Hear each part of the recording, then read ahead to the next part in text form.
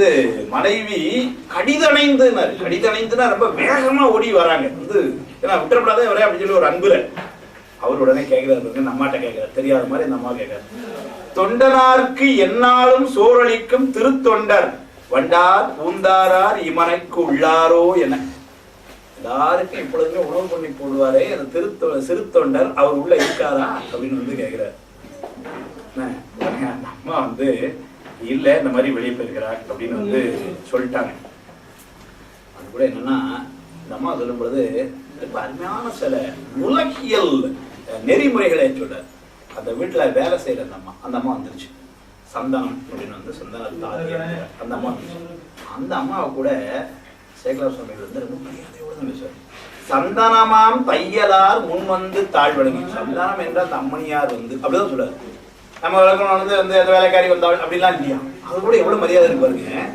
அது மட்டும் இல்லைங்க, சேகலார் சுவாமிகள் பெரியவனத்துல பார்த்தீங்கன்னா இன்னொரு பெரிய சிறப்பு வந்து பார்க்கலாம். என்ன அப்படின்னா பெண்களுக்கு அவ்வளவு மதிப்பு.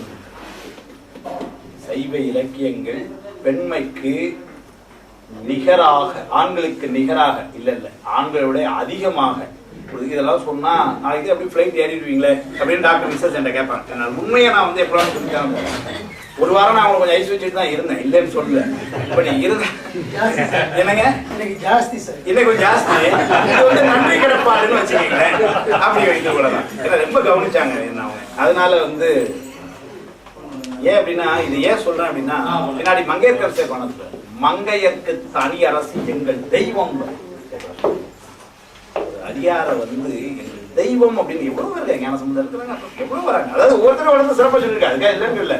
பெண்களை வந்து இப்போ ஒரு நாள் எப்படி கூட சிந்திக்கணும்னு நினைக்கிறது உண்டு. பெரிய புராண நோக்கில் பெண்கள் அப்படின்னு, அதாவது சேக்கிழார் திருவாயால் பெண்கள், அது வந்து சொல்லுவோம் மங்கையர்கரசர் அப்படி சொல்லுவார். அதே மாதிரி திலகவதியார தெய்வமானதான் பாப்பார். சரி உமார் திருநாவுக்கரசு சுவாமிகளுக்கு தீட்சை செய்து வைத்தது திலகவதியார் தான் பேசுவார்.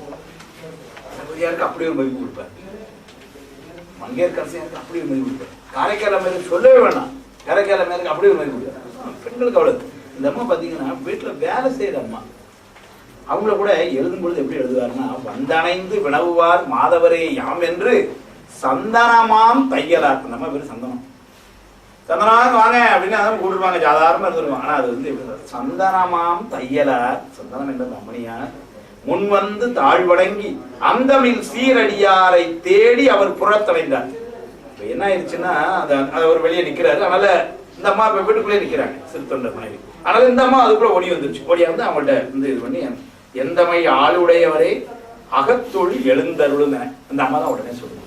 அதுக்குள்ள வேலைக்காரமா ஓடி வந்துருச்சு. அதை வந்து பெருமானே நீங்க அதாவது அடியா வீட்டுக்குள்ள வாங்க அவர் பாருங்க. அருமையான ஒரு நாகரிகத்தை கட்டுறாரு. மடவரலை முக நோக்கி அது வந்து அம்மாவை முகத்தை பார்த்து அவர் சொல்லாரு. என்ன சொல்றாருன்னா மாதரார் தாம் இருந்த இடவகையில் தனி புகும்.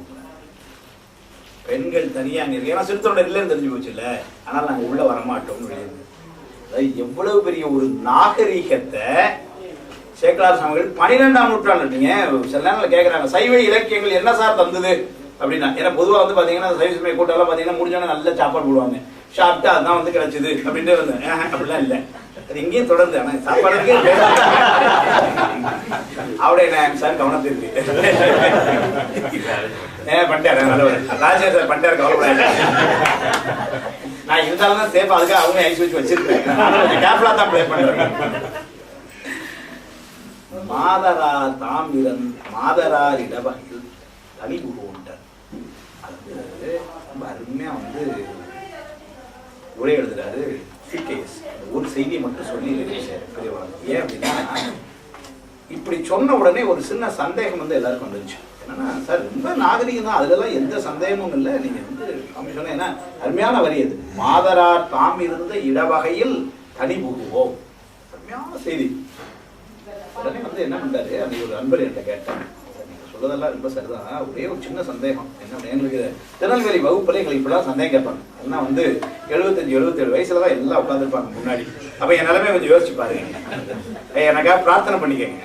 இந்த கிளாஸ்ல தப்பிச்சு வெளியே வர்றதுக்கு ஒவ்வொரு நாளும். உடனே பின்னாடி இருந்து ஒரு தாத்தா இருந்துச்சார், ஐயா ஒரு நிமிஷம் அப்படின்னாரு. ஐயா அவரே ஒண்ணும் கேட்கல, நீங்க என்ன கேட்குறீங்க அப்படின்னா காரைக்கால் அம்மையார் புராணத்துல மாம்பழத்தை கொடுக்கும்போது தனியா உள்ள வந்து கொடுத்துட்டு போனாரு அப்படின்ட்டு கொடுத்தாரு சார். ஏன் மாம்பழத்தை வச்சு இவ்வளவு பிரச்சனையா இருக்கும்? உண்மையிலேயே வந்து ரொம்ப சிக்கலான இடம் தான். ஏன்னா மாதரார் தாம் இருந்த வகையில் இடம் தனி புகுவோம்னா அங்க நீங்க வந்து தனியா இருக்கும்போது உங்களுக்கு கொடுத்தீங்க. அது மட்டும் என்ன சார் நியாயம்? அப்ப கொடுக்கலாம் சிறுத்தொண்ட நாயனார் வர்றது உள்ள இப்ப மாறிட்டாரா இவரு அப்படின்ட்டு ரொம்ப வேர்த்து விருது போச்சு எனக்கு. அந்த வேலை சி.கே. சுப்பிரமணியம் உரை அதுதான். நீங்க பெரிய புராணம் அப்படின்னு சொன்னா எப்படி சேக்கலார் சுவாமிகளுடைய திருவடிகள் இப்படி வச்சுக்கிறோமோ அதே மாதிரி கூடயே பக்கத்து என்ன பண்ணிக்கணும்னா சி.கே. உரையை வந்து படிச்சாங்க. அது இல்லாம உள்ளேயே நுழையக்கூடாது. மாதரார் இடவகையில் தனி போகணும். சுவாமி தனியா வர்றது இல்லையா? மாதரார் இடவகையில் அந்த இடத்துல அம்பாள் இடப்பகத்துல இருக்கிறாங்க. எப்பவுமே அவன் 2 பேரும் தான் வாரானா. அதனால அவன் தனியா வரலங்கிறத குறிப்பால் காட்டினார். அப்ப காரைக்கால் அம்மையார் வீட்டுக்கு வருவோம் ஃபேமிலியோட வந்தாங்கன்னு வச்சுக்கீங்களேன், பரவாயில்ல உள்ள வந்து உட்கார்ந்துருக்கலாம். நாம தனியா போய் அங்க அவங்க வீட்டுல தலைவன் இல்லை நான் தான் வந்து ஒரு நாகரிகம் இல்ல அவங்க வரட்டும், நான் இல்ல கொஞ்சம் கழிச்சு வரேன், எப்போ வருவாங்கன்னு சொல்லுங்க, இல்ல நான் வந்தேன்னு சொல்லுங்க அப்படின்னு சொல்லி வரும். ஃபேமிலியோட போறோம்னு வச்சுக்கீங்களேன், அப்ப அந்த கட்டு இல்லை, நமக்கு எல்லாம் தெரியும் சரதான் எப்போ வருவாங்க. ஆனா அவங்களும் கொஞ்சம் ஃப்ரீயா ஃபீல் பண்ணுவாங்க, வாங்க உள்ள இருங்க அப்படி. நம்ம உள்ள இருந்தா நம்ம விட்டோம் அப்படியே உள்ள போய் நம்மளை பத்தியே போட்டு விடுவாங்க, அவங்களும் ரொம்ப சந்தோஷம் கேட்டுட்டு இருப்பாங்க, அது நடக்கும். அதனால எனக்கு எல்லாம் சிரிக்கிற பார்த்தா பரவாயில்ல, கொய்த்துவோ இந்திய கல்ச்சர்லயே தான் இருக்கு அப்படின்னு அது இந்த பகுதி தான் சிரிக்கிறாங்க பாருங்க. வந்து அவங்க எல்லாம் ரொம்ப பாவமா ஆமா சார் அப்படிங்கிற மாதிரி. என்னங்க அந்த சைடு ஆக்டிங்க என்ன பண்ண முடியும்? காலத்தை நடத்துறதுக்காக உங்க முன்னாடி ஆக்ட் பண்ணா தானே முடியுது அவங்களுக்கும். ஆக மாதராரி தாம் இருந்த இடவகையில் தனி புகுந்தோம்னா என்ன அர்த்தமா, ஒரு பொருள் வந்து மாதரார் இருக்கிற இடத்துல தனியா இருக்கிற இடத்துல நாங்க உள்ள வர மாட்டோம். இன்னொன்னு என்னவா, சுவாமி எப்பவுமே தனியா வர்றது இல்லையா, எப்போதுமே மாதரார் இடவகையில் அம்பாளுக்கு இடப்பாகத்து கொண்டே இந்த பூமியில் இருக்கின்ற ஆன்மாக்கள் எல்லாம் உலகலாம் என்று சொன்னமே, இந்த உலகம் முழுவதும் இருக்கின்ற ஆன்மாக்கள் எல்லாம் ஓய்வு பெறும் பொருட்டு எப்பொழுதுமே அவன் 2 பேருமாவே தான் வந்து கொண்டிருக்கிறான். பந்தனை விரலியும் நீயும் நீன் அடியார் பழங்குடில் தோறும் எழுந்து அருளிய பரணை என்பார் திருப்பதி. அவனும் அம்மா அம்மா வந்து ஒவ்வொருத்தருடைய உள்ளத்திலையும் இல்லம்னு சொல்றது இங்க உள்ளம் பழங்குடிலாம் என்னவா தனவான சொல்ல நெடுநாள் நினைந்து நினைந்து நினைந்து உருகி இருக்கிற உள்ளமா. அது இன்னைக்கோ நாளைக்கோ அப்படி நஞ்சு போய் இருக்குதான், அங்க உள்ள வந்து உட்காந்துக்கிறான். 2 பேருமா வந்து உட்காந்துக்கிறான். பழங்குடில் தோறும் எழுந்து, யாரோ ஒருத்தர் இல்லை எல்லாரும் அதே செய்திய வலியுறுத்துறதுக்காக திருவம்பாவையில நடந்து சொல்லுவார். கொங்குன் கருங்குடலின் அந்தம்மை கோதாட்டி இங்கு நம் இல்லங்கள் தோறும் எழுந்தருளியும் அங்கேயும். ஏதோ ஒருத்தர் வீட்டுல வந்து சார் நான் கோயத்துல இருந்தார் வீட்டுல இருக்க எல்லாரும் அங்க வந்து பாத்துக்கங்க அப்படிலாம் சொல்றது இல்லையா. ஒவ்வொருத்தர் வீட்டுல வீடுங்கிறது இந்த இடத்துல உள்ளம். ஒவ்வொருத்தருடைய உள்ளத்திலும் அவன் மட்டும் இல்ல அம்மாவோடு எழுந்தருளி இருக்கிறான் கருணை. அதான் திருப்பணி எழுச்சியில கடைசியில முடிக்கும் பொழுதும் பணியில் போய் பிறவாமையில் நாள் நாம் போக்குகின்றோம் அவமே இந்த பூமி சிவனுய்ய கொள்கின்ற வாரென்று நோக்கி திருப்பெருந்துரை உரைவாய் திருமாலாம் அவன் வெறுப்பெய்தவும் மலரவன் ஆசைப்படவும் அலர்ந்த மெய் கருணையும் நீயும் அவனியில் புகுந்து எம்மை ஆட்கொள்ள வல்லாய் ஆரமுதையே பள்ளி இருந்தது. அப்படி எங்களை ஆட்கொள்வதற்கு வரும்பொழுதே எப்பவுமே என்ன பண்ணானா ஃபேமிலியோட 2 பேருமாவே தான் வந்து செய்யறானா. அதைத்தான் இவர் வந்து ரொம்ப எளிமையா மாதரார் தாம் இருந்த இடவகையில் தனி புகுவோம் என்று வந்து சொன்னார். இந்த மாதிரி நிறையங்கள் இருக்குது. மெய்ப்பொருளாயினாருடைய புராணம் மங்கையரசியாரெல்லாம் இருக்குது.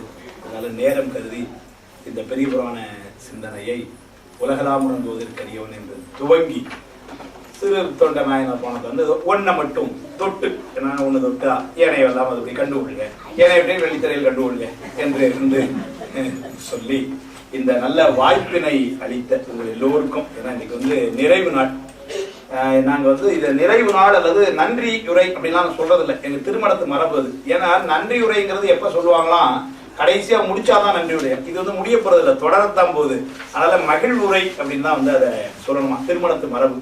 அருள் காரியங்கள் ஒரு நாளும் வந்து முடிவு பெற போவதே இல்லையா அந்த உலகத்துல.